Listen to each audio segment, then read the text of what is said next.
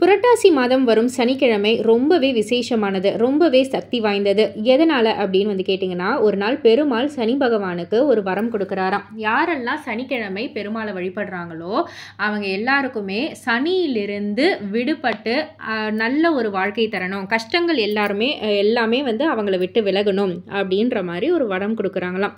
புரட்டாசி மாதம் திருவோணம் நட்சத்திரத்தில் திருப்பதியில் வெங்கடாஜலபதி அவர்கள் அவதரிக்கிறாரு. அது ஒரு சனிக்கிழமை. புரட்டாசி மாதத்தில் ஒரு சனிக்கிழமையில் அவர் அவதரிக்கிறதால புரட்டாசி சனிக்கிழமை ரொம்பவே விசேஷமாகவும் இருக்குது. அது மட்டும் இல்லாமல் ரொம்ப சக்தி வாய்ந்ததாக இருக்கிறதால தான் புரட்டாசி சனிக்கிழமை விரதத்தை நம்ம எடுக்கிறோம். இந்த புரட்டாசி சனி விரதம் நம்ம எடுக்கிறதால நம்மளுடைய கஷ்டங்கள் நீங்கி செல்வம் பெருகும், மகிழ்ச்சி தங்கும், மகிழ்ச்சி பெருகும் அப்படின்னு கூட சொல்கிறாங்க. புரட்டாசி சனிக்கிழமையில் விரதம் இருந்து தளிகை போட்டு ஒரு சில பேர் மாவிளக்கும் ஏற்றுவாங்க.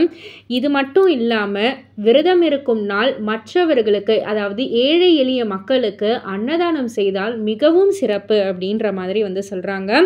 ஏன்னா நம்ம முன்னாடி பசின்னு நிற்கிறவங்களுக்கு நம்ம கையால் நம்ம அன்னதானம் கொடுத்தா அந்த கடவுளே நம்ம கிட்ட வர மாதிரி, அந்த கடவுளை நம்ம போய் அணுகிற மாதிரியான ஒரு அர்த்தம் தான். அதனால் கண்டிப்பாக புரட்டாசி சனிக்கிழமை நம்ம விரதம் இருக்கிறதோடு இல்லாமல் உங்களால் முடிஞ்ச அளவுக்கு அட்லீஸ்ட் ஒருத்தவங்களுக்காவது நீங்கள் சாப்பாடு வழங்குனீங்க அப்படின்னா அதற்கான புண்ணியம் பல கோடி மடங்கு உங்களுக்கு பெருகும் அப்படின்னே சொல்லலாம்.